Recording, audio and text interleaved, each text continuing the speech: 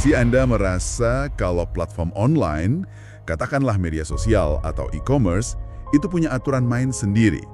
Kayak seolah-olah mereka tuh negara di dalam negara, dengan hukum yang cuma mereka yang tahu. Nah, ini adalah kisah tentang bagaimana 27 negara di Uni Eropa mencoba melakukan sesuatu yang kelihatannya mustahil, yaitu memasang sabuk pengaman pada mobil balap bernama internet yang udah melaju kencang selama 20 tahun. Dan sabuk pengaman itu namanya Digital Services Act atau DSA. Betul. Filosofi di baliknya sebenarnya sangat mendasar, tapi justru itu yang bikin kuat. Sederhananya begini. Apapun yang ilegal di dunia offline seharusnya juga ilegal di dunia online. Ini upaya untuk menarik kembali garis batas yang udah lama kabur. Kenapa aturan ini harus lahir? Gimana cara kerjanya membongkar dapur rahasia raksasa teknologi? Dan yang paling penting, apa artinya semua ini buat kita di Indonesia? Sumber kita adalah analisis mendalam tentang DSA, makalah kebijakan, dan catatan-catatan relevansinya untuk konteks kita. Siap? Mari kita mulai? Oke, untuk mengerti kenapa DSA ini begitu penting, kita harus mundur sedikit ke belakang. Aturan main internet di Eropa sebelumnya itu dibuat tahun 2000, namanya E-Commerce Directive. Tahun 2000? Wah, itu zaman internet masih pakai suara modem dial-up yang khas itu ya. Mungkin isinya baru Friendster dan blog pribadi. Dunianya beda banget. Persis! Waktu itu, platform online dianggap cuma sebagai perantara pasif. Mereka itu kayak perusahaan telepon atau kantor pos. Mereka menyediakan infrastruktur, tapi tidak bertanggung jawab atas isi pesan yang dikirim. Mereka dianggap netral, gitu. Tapi sekarang kan sudah nggak begitu lagi. Mereka bukan lagi sekedar jalan tol, tapi mereka yang mengatur lalu lintasnya. Bahkan, menentukan mobil mana yang boleh lewat jalur cepat dan mana yang nggak. Tepat sekali. Platform modern seperti media sosial atau mesin pencari itu adalah kurator aktif. Algoritma mereka yang menentukan berita apa yang kita baca, video apa yang kita tonton, dan pada akhirnya ikut membentuk opini publik. Mereka nggak netral lagi. Masalah lainnya, sebelum DSA, hukum di Eropa tuh terpecah belah. Jerman punya aturan sendiri, Prancis punya aturan lain. Ini kan bikin bingung. Nah, DSA hadir untuk membuat satu aturan yang sama untuk semua negara Uni Eropa. Oke, jadi aturannya diseragamkan. Tapi gimana cara kerjanya? Apa ini berarti aturan yang sama berlaku untuk blog kecil milik teman saya dan juga untuk Instagram atau TikTok? Rasanya nggak adil deh kalau gitu. Pertanyaan bagus, dan disinilah letak kecerdasan desain DSA. Aturan ini nggak pukul rata. DSA pakai pendekatan bertingkat, berdasarkan risiko dan ukuran. Jadi, semakin besar dan berpengaruh sebuah platform, ya semakin berat tanggung jawabnya. Oh, bisa diibaratkan seperti aturan lalu lintas mungkin ya. Semua orang harus patuh, tapi tanggung jawab pengemudi truk kontainer jelas jauh lebih besar daripada pengendara sepeda. Analogi yang sangat pas. Ada 4 tingkatan utama. Di level paling dasar, ada layanan perantara. Contohnya penyedia internet, ISP, atau VPN. Mereka ini seperti pengendara sepeda tadi. Kewajibannya ringan. Lalu ada layanan hosting, seperti penyedia cloud. Mereka ibarat pengendara motor. Punya kewajiban notice and action. Kalau ada laporan konten ilegal, mereka harus bertindak. Oke, sepeda dan motor sudah. Lalu mobilnya. Nah, mobilnya adalah platform online. Ini mencakup hampir semua yang kita pakai sehari-hari. Media sosial, marketplace, toko aplikasi. Kewajiban mereka jauh lebih ketat. Mereka harus transparan soal iklan dan dilarang keras pakai dark patterns. Dark patterns, oke. Desain antarmuka yang menipu itu ya. Betul. Dan yang terakhir, pasti truk kontainernya kan? Kelas beratnya. Tepat.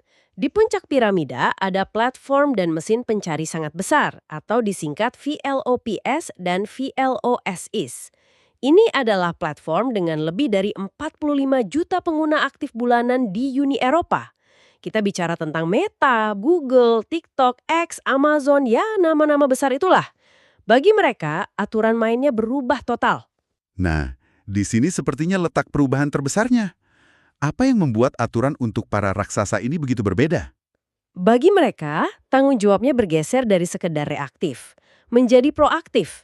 Mereka nggak bisa lagi hanya duduk manis menunggu laporan konten ilegal masuk. Mereka wajib melakukan penilaian risiko sistemik setiap tahunnya. Tunggu, penilaian risiko sistemik. Kedengarannya rumit banget, maksudnya mereka harus mengaudit diri sendiri. Apa itu nggak seperti meminta rubah menjaga kandang ayam? Disitulah kuncinya. Mereka memang harus menganalisis gimana sistem mereka, terutama algoritmanya, bisa berdampak buruk. Misalnya, apakah algoritma For You page mereka secara tidak sengaja bikin hoax pemilu jadi viral? Atau apakah desain platform mereka berkontribusi pada masalah kesehatan mental remaja? Tapi, dan ini yang paling penting, penilaian resiko itu wajib diaudit oleh pihak eksternal yang independen. Oh, Jadi bukan cuma laporan internal, mereka juga harus membuka akses data ke para peneliti terverifikasi.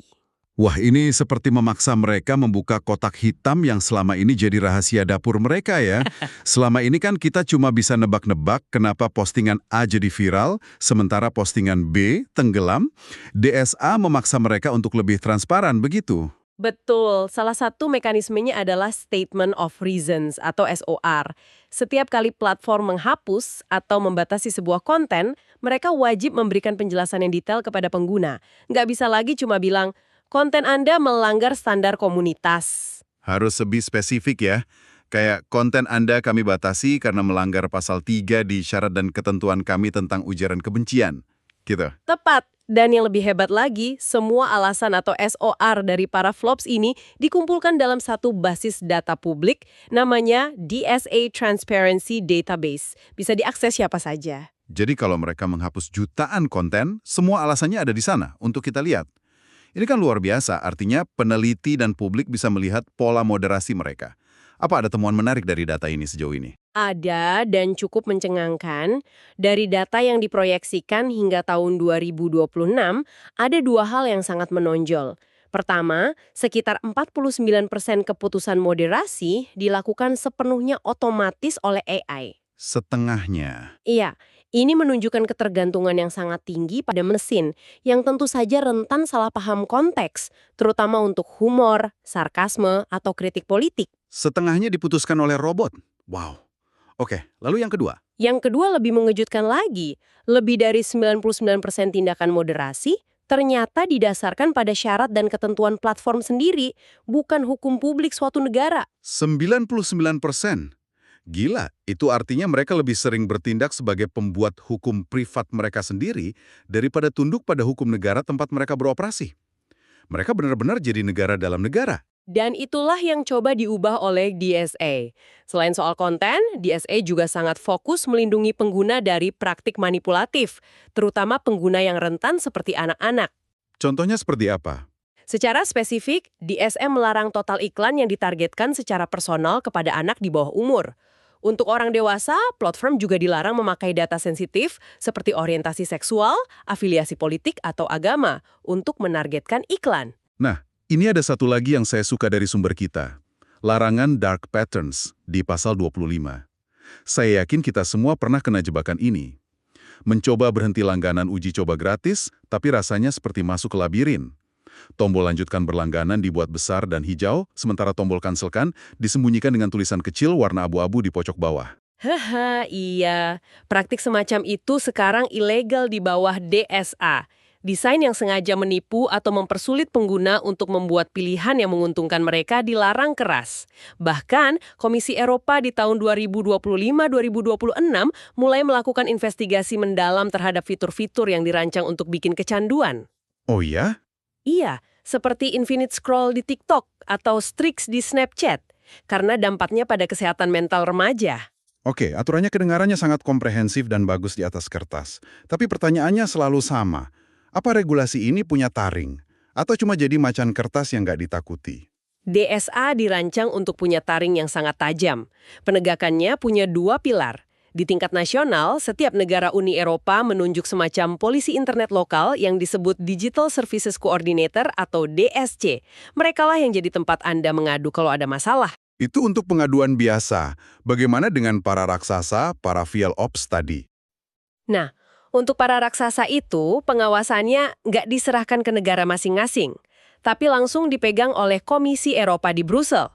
Tujuannya jelas, untuk mencegah perusahaan teknologi ini belanja yurisdiksi, mencari negara dengan penegakan hukum paling lemah untuk dijadikan markas. Dan sanksinya, ini yang paling penting. Seberapa besar sanksinya? Pelanggaran serius bisa dikenakan denda hingga 6% dari total pendapatan tahunan global perusahaan. Tunggu. 6% dari pendapatan global. Bukan keuntungan, tapi pendapatan. Itu bisa miliaran, bahkan puluhan miliar dolar untuk perusahaan sekelas Google atau Amazon. Pasti bikin mereka mikir 2 kali. Tentu saja. Sudah ada yang kena denda sebesar itu? Atau setidaknya sudah ada kasus nyata yang menunjukkan taring ini benar-benar dipakai? Sudah. Kasus besar pertama terjadi pada 5 Desember 2025, Komisi Eropa menjatuhkan denda 120 juta euro kepada platform X yang dulu kita kenal sebagai Twitter. Wow. Apa saja kesalahannya sampai didenda sebesar itu? Ada 3 pelanggaran utama. Pertama, desain yang menipu. Sistem centang biru berbayar mereka dianggap menipu publik karena tidak ada verifikasi identitas yang nyata. Siapapun bisa membeli status terverifikasi yang justru mengaburkan batas antara akun asli dan penipu. Iya juga ya. Bukannya jadi tanda kepercayaan, malah jadi sumber kebingungan. Lalu yang kedua? Kedua, kegagalan menyediakan repositori iklan yang transparan. Mereka gagal menunjukkan dengan jelas siapa yang membayar iklan-iklan politik di platform mereka. Dan ketiga, mereka dianggap sengaja menghambat akses data bagi para peneliti yang ingin memantau penyebaran disinformasi. Jadi ini bukan soal menyensor konten, tapi soal kegagalan transparansi sistemik. Menarik. Ada kasus Lloyda Hunting? Ada. Kasus Amazon dan Zalando. 2 raksasa e-commerce ini menggugat Komisi Eropa karena menetapkan mereka sebagai VLOP. Argumen mereka terdengar masuk akal. Kami ini kan toko online, risiko kami beda dari media sosial. Kami tidak menyebarkan disinformasi politik. Saya bisa paham sih logika mereka. Terus, bagaimana putusan pengadilan? Pengadilan Umum Uni Eropa menolak argumen mereka pada November 2025. Putusan ini mengirim pesan yang sangat kuat. Kriteria utama untuk pengawasan ketat adalah skala jumlah pengguna, bukan hanya jenis konten. Pasar online sebesar Amazon punya tanggung jawab sistemik untuk mencegah peredaran barang ilegal, produk palsu, dan melindungi konsumen dalam skala besar.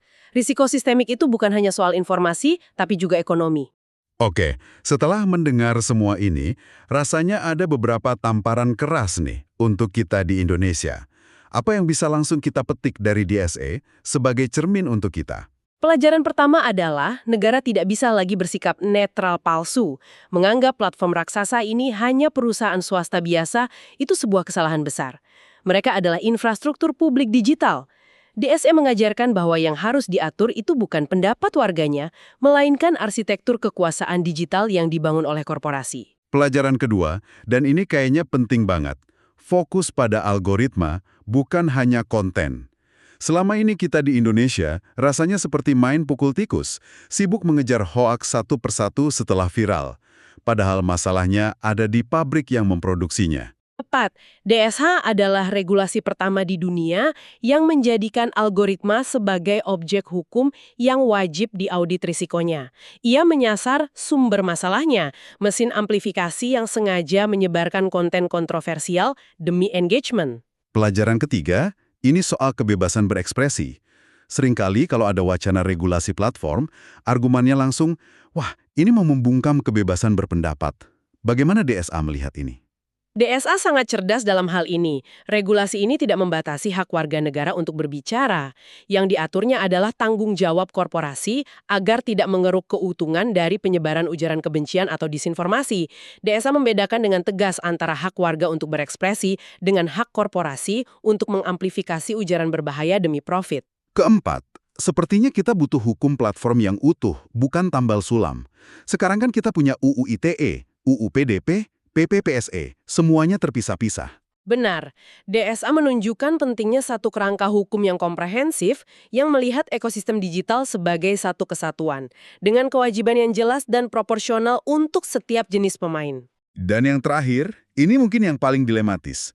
Negara harus kuat, tapi tidak sewenang-wenang. Ini poin krusial. DSA memang memberikan kekuasaan besar pada regulator, tapi kekuasaan itu diimbangi dengan proses yang sangat transparan, akuntabel, dan ada mekanisme banding yang jelas bagi pengguna yang merasa dirugikan oleh keputusan platform maupun regulator. Regulasi digital tanpa pengawasan yang kuat justru bisa jadi alat represi baru. Kalau kita lihat dampaknya, DSA ini bukan cuma aturan untuk Eropa ya. Rasanya daungnya sudah ke seluruh dunia. Sama sekali bukan. Ada fenomena yang disebut Brussels Effect. Karena pasar Uni Eropa itu sangat besar dan penting, perusahaan teknologi global cenderung lebih memilih untuk menerapkan satu standar yang paling ketat, yaitu standar Eropa, di seluruh dunia. Itu lebih mudah dan murah daripada membuat sistem yang berbeda untuk setiap negara. Kita sudah lihat semangat DSA diadopsi di Inggris lewat Online Safety Acts mereka, atau di Australia yang membatasi usia pengguna media sosial. Jadi mau nggak mau, ini menjadi cetak biru global untuk tata kelola internet. Betul, dan ini membawa kita pada kesimpulan utama yang ditekankan dalam sumber kita. Kedaulatan digital itu bukan soal sensor atau memblokir konten, tapi soal kemampuan sebuah negara untuk mengendalikan kekuasaan algoritmik tanpa mematikan demokrasi. Itulah esensi pertarungan di era digital ini. Luar biasa. Jadi kalau kita rangkum, DSA ini secara fundamental menggeser beban tanggung jawab dari kita sebagai pengguna ke pundak platform raksasa itu sendiri. Pendekatan bertingkatnya memastikan keadilan dengan beban terberat ada pada mereka yang punya dampak paling besar. Dan yang menjadi intinya adalah transparansi algoritma dan perlindungan pengguna dari desain yang manipulatif. Terakhir, ini bukan macan kertas. DSA punya taring berupa sanksi finansial yang sangat besar dan sudah menjadi standar baru bagi tata kelola internet global. Sebuah perubahan yang benar-benar fundamental. Dan sebagai pemikiran penutup untuk Anda renungkan, saya ingin mengajukan satu pertanyaan. Saat ini kita melihat DSA mencoba mengatur platform yang sudah ada. Namun di tahun 2026 dan seterusnya, kita akan menghadapi gelombang tantangan baru. Deepfakes AI yang makin canggih dan bisa mengacaukan pemilu, model bisnis online yang semakin eksploitatif, dan dunia virtual yang makin imersif.